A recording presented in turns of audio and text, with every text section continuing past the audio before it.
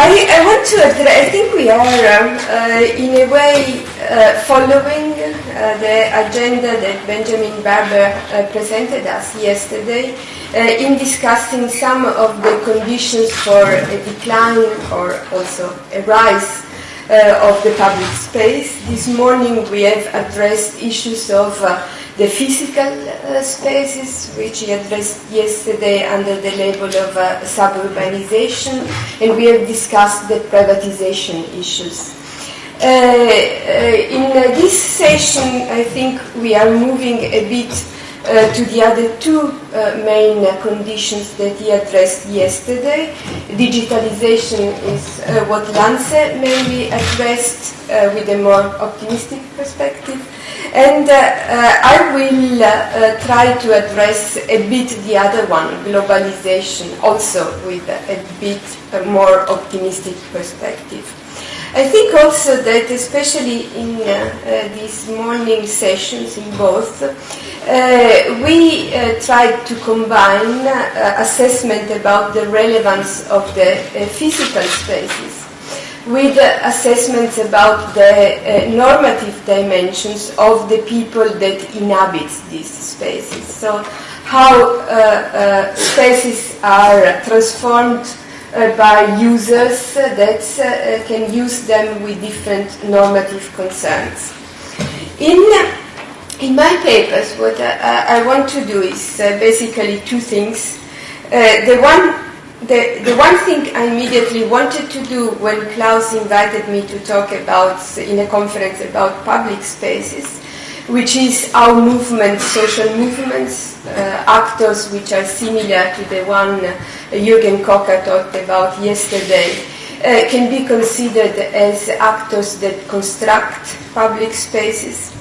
And another part of the presentation is the one Klaus asked me to do, which is more interactive with Lance on the issues of how these actors use internet, use digital or new technologies. So that my presentations will be roughly divided into three parts. In the first one, I want to address the general issue of how social movements can be considered as actor producing public spaces and which limits this type of interpretation has. A second one is looking at the ways in which, in concrete, the global justice movement has developed norms which seems to resonate very well with the norms that Lance described for the new users of the mass media and the interactive participatory dimensions of the new media. And in the third one, I want to look at the successful and unsuccessful attempt by these movements to use the internet, to use these technologies. But I think the two parts of the empirical analysis especially are to be considered as integrated with each other insofar as the normative ideas that people have when they use some spaces are as relevant at least as the physical dimension of the spaces in influencing the results in terms of democratic use of the open space. My empirical research focuses especially on social forums and the global justice movement. So an attempt to construct public spaces which are transnational. In the first European Social Forum in 2002, the declaration of the European Social Movements Assembly read, "We have come together to strengthen and enlarge our alliances because the construction of another Europe and another world is now urgent.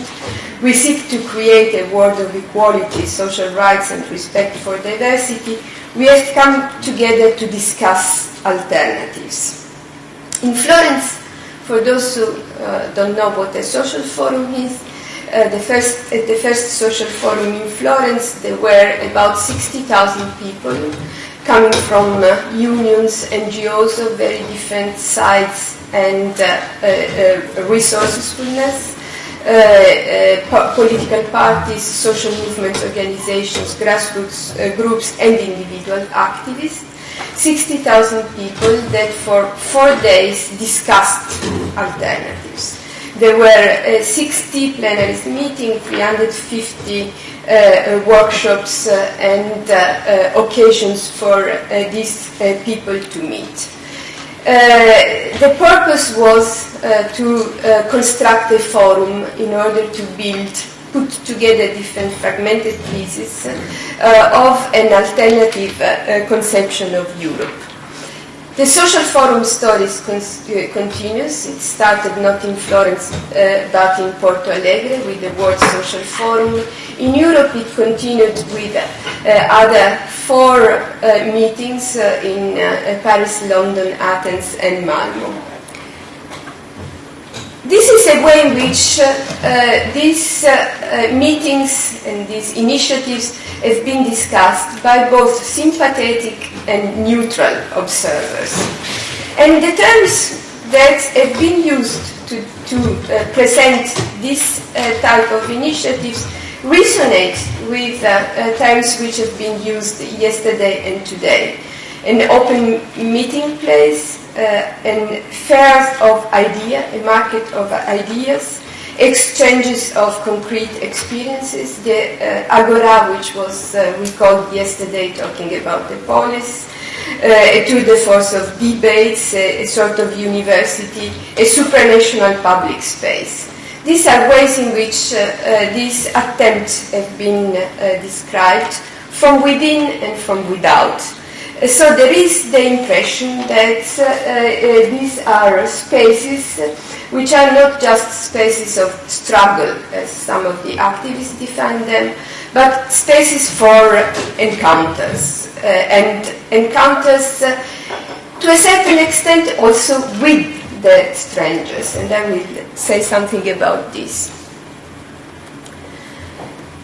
More in general, in fact, these experiences, like the social forums, belong to some emerging forms of, on the one hand, organizational forms, but also at the same time action forms, in which the purpose is to build a public space which is open to different ideas. Similar type of initiatives by the same social movements are called fairs of utopia, fairs of possible alternatives. There as well there is an emphasis on the openness and of the fact that these spaces should be spaces for communication. This is the second point.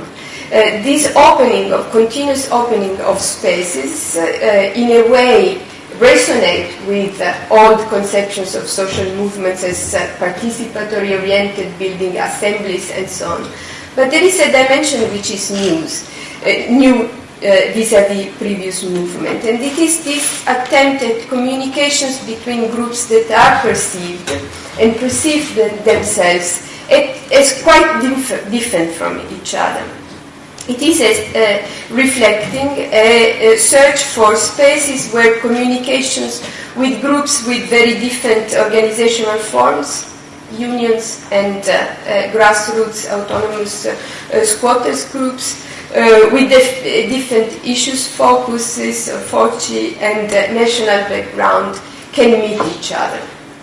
And it is the attention to the construction of public spaces where communications take place on matters that concern all members of a community as a collectivity, which is a quote from the open statement of this conference. A question that can be asked is, are these really, and was asked yesterday, is, are these really open spaces?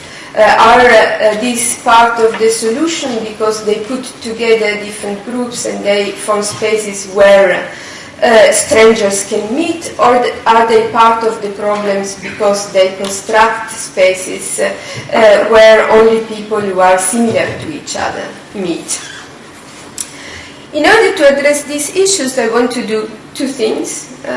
One is thinking at these issues in theoretical terms, and another one is going into the empirical research which I've done with the international group of social movement scholars on these issues. First of all, in terms of how to theoretically frame this type of experiences, events. Social movements can be considered as public spaces, and have been considered as public spaces in the past in different ways. To a certain extent, social movements have always functioned as performing the role of controllers, of surveillance of the governors, and they've been structured in different ways in different phases of democracy. If we take Manin distinction between parliamentary party democracy, party democracy, and democracy of the public, we can see that social movements were always important in performing what recently Rosanne Ballon called counter-democracy, the surveillance of institutional arenas. Going more within the characteristic of the social movements themselves, already since a long time, scholars of social movements have looked at the particular function of social movements, participatory, resonating with what Lance was saying about the new conceptions of communication. Social movements have struggled, according to Herbert Kitchell, for instance, in order to keep alive a dimension of the unseen forms of democracy, which has been more and more marginalized in the development of our concrete example of democracy. Klaus Hofer, a few years ago, said social movements are also relevant because they address the meta issue of democracy, suggesting not only changes in policies but also changes in politics, and an alternative vision of politics as inclusive, horizontal, based on the participation of equal and free citizens. Francesca Polletta has addressed the issues of social movements as constituting space of endless meetings in which issues are discussed. And this is part of the tradition of social movement studies. There is another element which is more recent and which I think resonates with this type of movements and make them more open space than they were in the past. And it is an emphasis and an attention paid to deliberation, to the construction of spaces where the search for the public good, dialogue, the transformation of preferences is looked for, is built on the basis of the encounters of diverse people. Dreizek, Mansbridge, Iris Young are all authors within this tradition of the analysis of deliberative democracies that have stressed the role of spaces independent of institutions and located outside of the institutions. In social movement research, this also resonates with the tradition of looking at social movements as free spaces in which ideas developed. So what I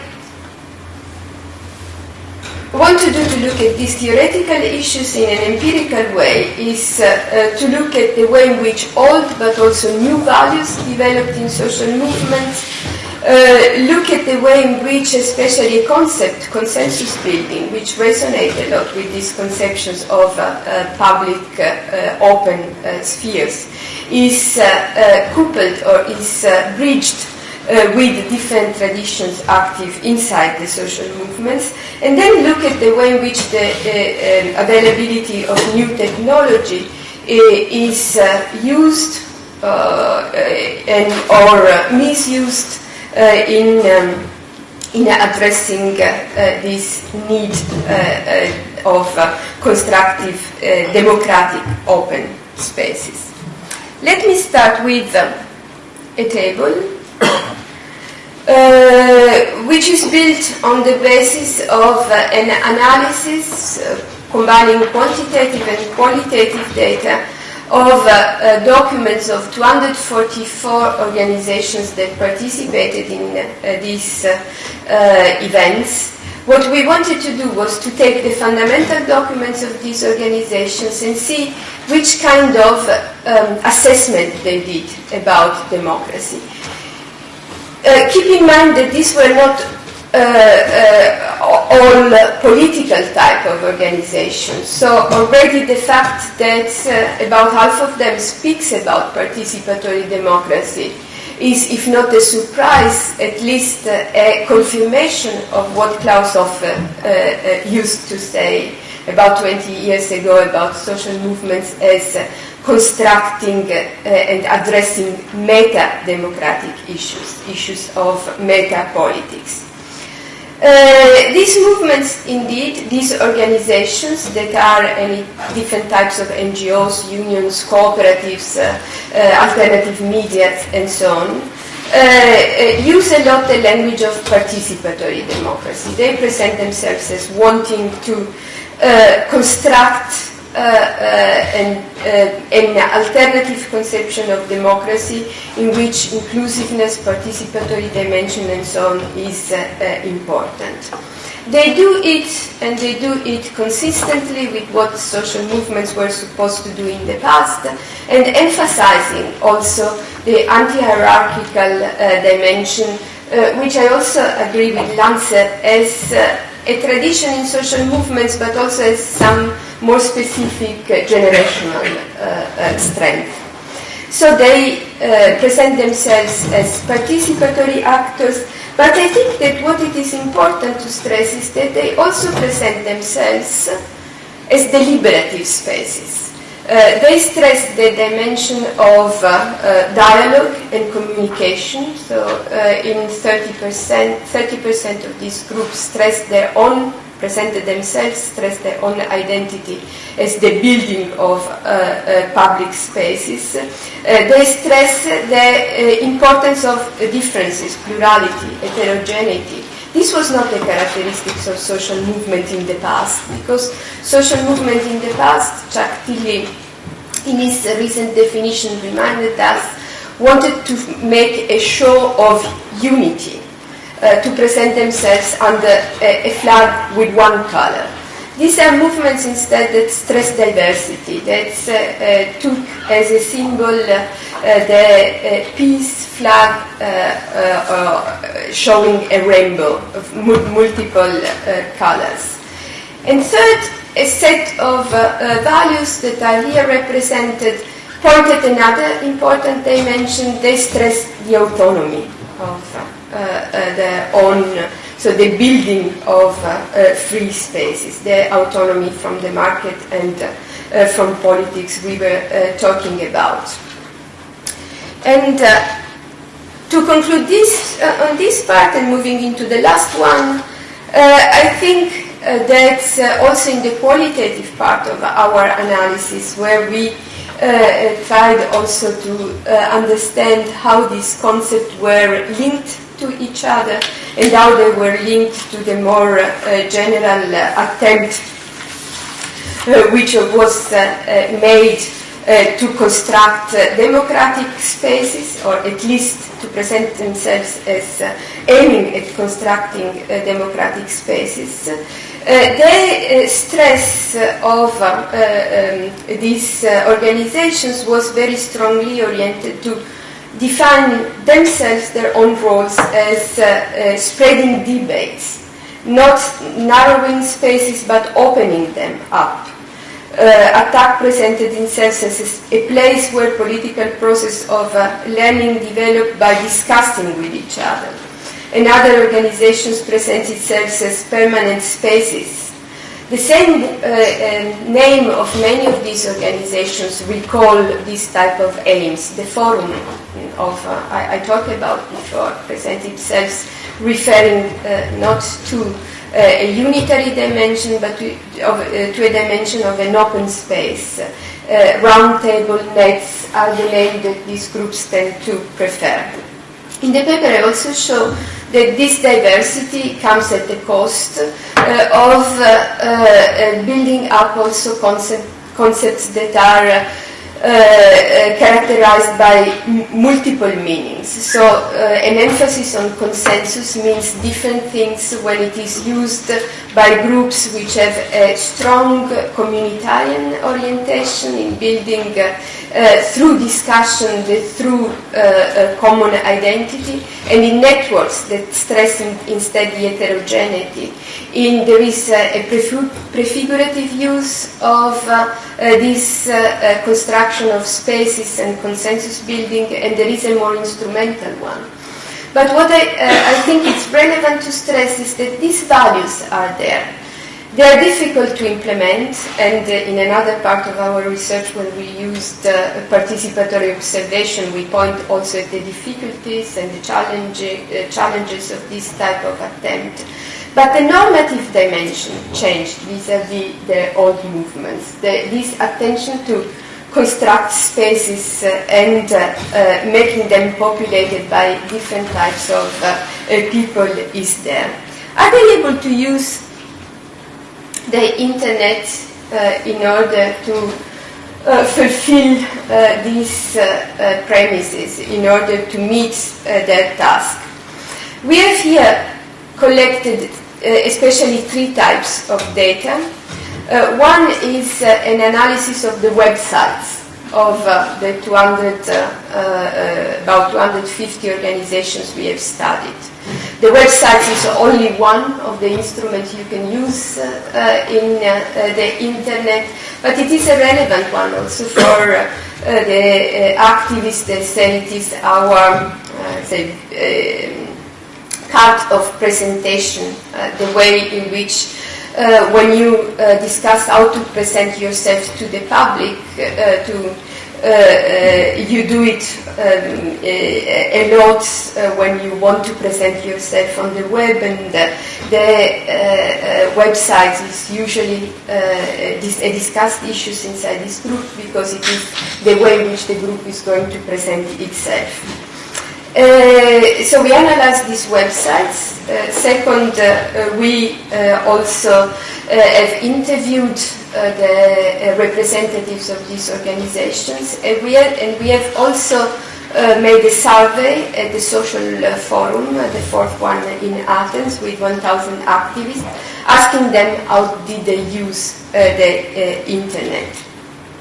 And there is no doubt that the activists use internet a lot. They are a special type of population.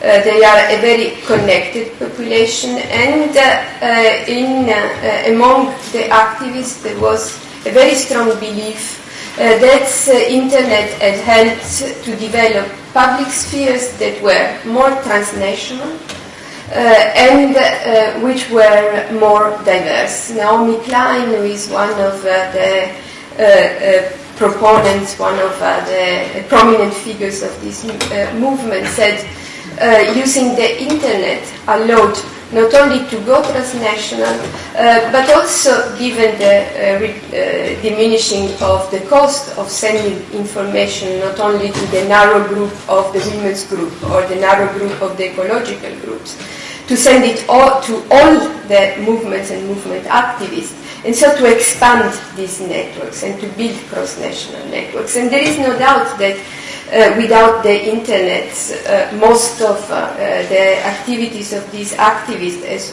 also most of our activities, would be hampered, and that they would be hampered especially on the dimension of the construction of an open space. How am I doing with the time?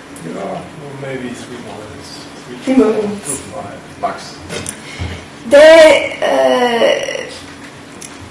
So just stick for it. Just main point on the use of the internet. What do, the activists, with the internet? Which are the elements that, in fact, are better used, and which are the elements that are not so well used?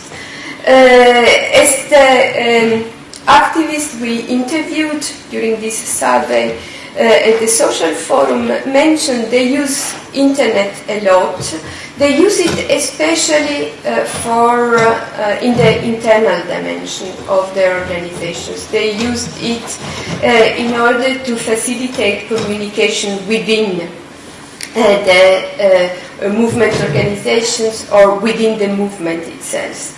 So they still find difficulties in making new technology interact with the mass public. This shift from the alternative public to the mass public is difficult to address. This is recognized also by the representatives of the organizations that we interviewed that presented the use that their organizations do of the internet. And what they also stressed is that internet is especially positive in terms of reaching members and sympathizers. It is very useful, but less so for addressing the mass media. It is also used, but with less positive results when trying to bridging the movement's demands with the decision makers. And finally, I'm not going into this, I will just say, what we did also stressed and singled out and considered an important finding to stress with our research on the website is that given this technology, the use of the technology changes, however, a lot for the different types of groups. And that there is a more innovative use of the technology with attempt to deliberate online, which is characteristics of the most recent groups. So it's also resonates with what Lance was saying about the attention of the new generations toward the use of this technology for a more interactive conception of communication. And by the smaller type of organization. So the most innovative use of this technology is specifically developed by these groups. Other groups privilege other type of advantages of the internet. For instance, larger group, older group, NGOs, parties, and so on. Tend to have websites that are more complete from the point of view of the provision of information, but which are much less interactive, so much less available for an innovative use. I will close my presentation here, going back to the question of globalization and to which extent spaces like the European social forums, country summits, or digital campaigns and websites can be alternatives in which a global public sphere or an open space develops. I think that, of course, we have to recognize that face-to-face type of communication differs from digital and virtual type of communication, that continuous type of interaction different from the intermittent meetings that you have with people from different countries in social forums or counter summits. But also that there is, I think, Lance used the concept of a trade-off in the type of identities that you build in these different ways. So the cosmopolitan type of identities, which is built in these spaces, which are different from a city neighborhood, but which are relevant also for the construction of identities in the late modernity we are living in, is a space which influences with its characteristic the type of identity which emerged and developed. And these identities are indeed liquid, fragmented, and so on. But at the same time, I think they're also bound to overcome some of the limits of identities which are exclusive and territorially bounded. So these are spaces for the development of the cosmopolitan dimension of individual identities. What activists and also in our research, activists stress and in our research emerged, is the fact that face-to-face communication and digital, virtual communication, local commitment and global commitment are not to be understood as alternative, but they are always integrated in the everyday life of individuals. And so the challenge of building a global public sphere is for sure there, as it was there a few centuries ago, the challenge of building a national public sphere, which is also not territorially bounded. But these various spaces are used in connections with others in order to address a challenge that is necessary to address if we want to think of democracy in our times, which is the building of global dimensions of democracy. Thank you.